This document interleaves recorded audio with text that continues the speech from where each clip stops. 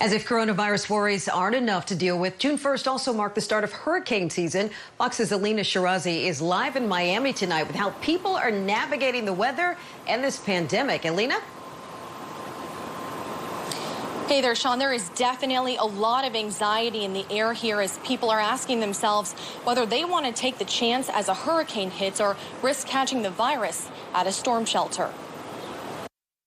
The last thing we need right now is another catastrophe. But it is a possibility. As the country steps into hurricane season, people will have to make tough choices for their safety.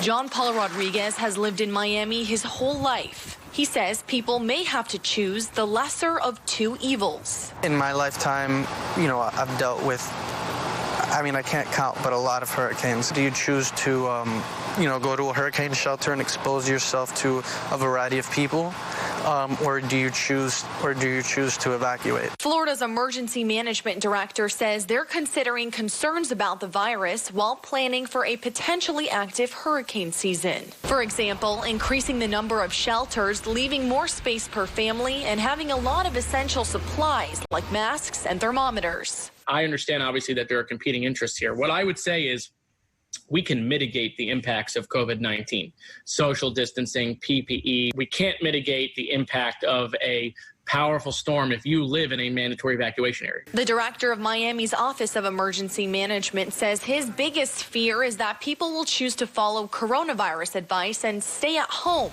in the case of an emergency. I think the biggest challenge that we're facing is that when an evacuation order comes, that the people won't leave, that they'll feel they'd better off taking their chances at home than they are getting in with groups of people who may be COVID positive. Residents like Rodriguez are making a plan early this year to avoid any last-minute panic. It's already hard to get essentials. It's already hard to get supplies.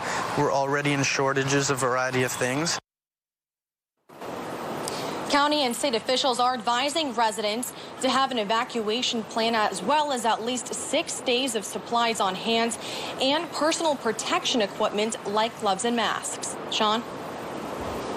Certainly good advice. Elina, what happens if someone has coronavirus and they need to seek shelter? Will they be turned away?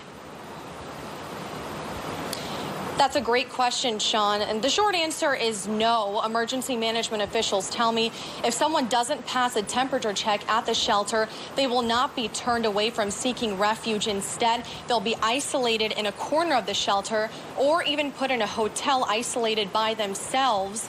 And that's exactly what they're telling me now, to minimize contact with others, obviously for the safety, their safety and other safety as well. Sean?